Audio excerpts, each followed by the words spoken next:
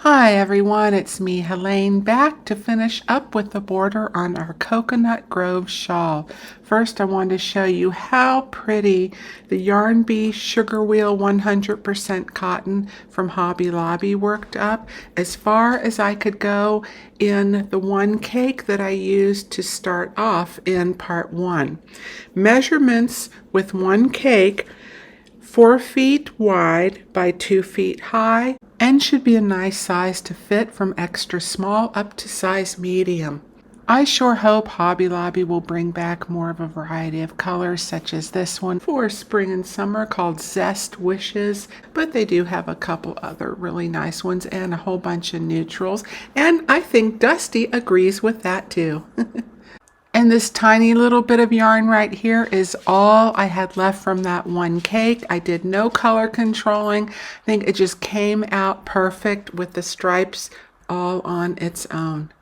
Now don't mind all those straggly ends I hadn't sewn in yet. A few mistakes, a few knots along the way. But I want to show this to you so you could see the full expanse that I got with one cake. And now let's get going with the border. And once you've worked your shawl to the width and the height that you want, then it's up to you which version of the border that you like. Whether you like just the plain straight edge, which looks great, or the shell version, which is going to be a little bit fuller with the slight change up that we do. It's up to you, your personal taste, and then that might depend on the type of fiber that you're using, which can change the overall look as well. All right, and either one, it's easy to put fringe in. Great placement for both, and I'll show you which is which when we get to that point. But if you like fringe, you can certainly do that. Again, that might depend on the yarn also.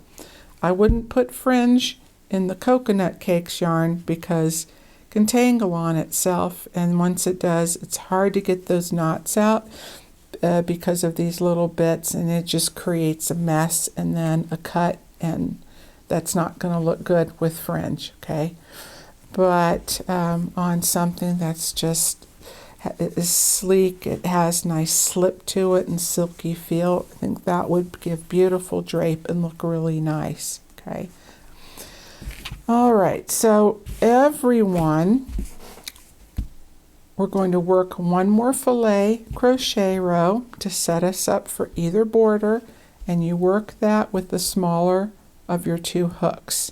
And then everyone, for the very last row, finishing border row, then we're going to go up one hook size, okay?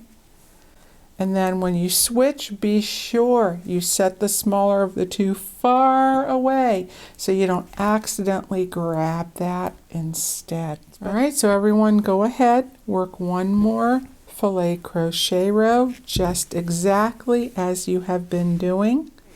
There we go.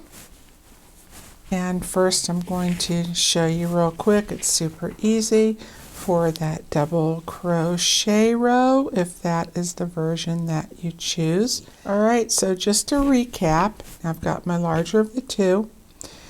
For the all double crochet row, you begin with a chain 3 and turn.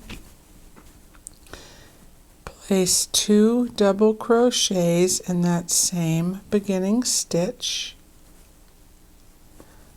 And now in every chain space, this is where you work your 2 double crochets. And 3 double crochets in that center double crochet, 2, 2, 2 all the way across the other side, 2 in the last, and 3 double crochets in the top of your chain 3. Okay. I worked part of the all double crochet border option. It's simple, but I think it's effective. And then as far as if you wanted to place fringe, 2 options on this. All right, I definitely begin at the edge of that chain 3, and you can either work this in every other stitch. So you would skip one fringe, skip fringe, skip fringe. and do that all the way around. Or if you want your fringe a little more spaced out, then place it in every fourth double crochet, again beginning with the first. Skip the next 3, 1, 2, 3, and in the fourth stitch, fringe. Then when you get up to the center, okay, so if you're doing every 4, your last set of fringe will land you in that left double crochet of the 2, making it around that center point. I would do in every other, so I would skip the next, fringe in that center mark stitch, skip the next, and then fringe. Okay, so you have those 3 double crochet in the center. This gives you fringe in the double crochet to the right of center and to the left of center, with fringe right smack in the center. And then I would go back into every 4. So you skip the next 3, fringe, and then you carry on all the way to the end, and then that should land you with your last bit of fringe in the very last stitch. And for border option B, the extended shell row. You begin with the chain 3 as always, and work 5 double crochets like you have been in that beginning chain space. For a total of 6, counting your beginning chain 3. Skip the next, go ahead and work your set of 3 double crochets, and then when you skip the next box, instead of working 5, you're going to work 6. So we are adding an increase, and that's your repeat. Skip the next box, 3 double crochets in the next, skip the next, 6 double crochets, skip 3, skip 6, skip 3, skip 6, all the way up to the top as you've been doing. Your last set of 3, as always, will land you before your double V stitches. I will meet you here to work across the center section together. Okay. Then you skip the next box like you've been doing, and in this center marked stitch, you place 6 double crochets only, just 6. No chain in between. Just skip the next box, 3 double crochets in the next, skip the next, 6, skip 3, skip 6, all the way to the end. And in your very last box, you work 5 double crochets with your 6th in the top of your chain 3. And if you'd like to place fringe along the shell edge, I would also start at the top of your chain 3, going through the front and back loop, and you can either go in every other stitch, okay, and that's going to land you in the center of each set of 3, okay, every other, all the way around, all the way around.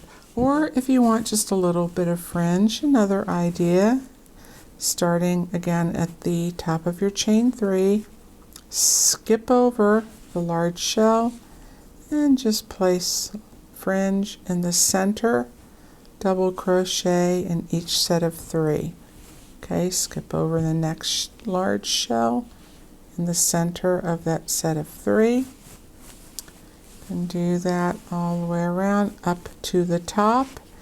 And when you get to the top center, you have your 6 double crochets. I would place fringe right in between the set of 3. And then you just continue all the way around. Entirely up to you. Okay, my fiber friends, that is it for this tutorial. Now, please let me know if you enjoyed this, if you're going to make it, and what yarn you've used. I would love to know. And I thank you as always for being here. I cannot express enough how much you mean to me, how I appreciate your time and being able to come here and share yarny things with you. All right, take good care. Till next time, be safe, stay well, and happy creating. Bye for now.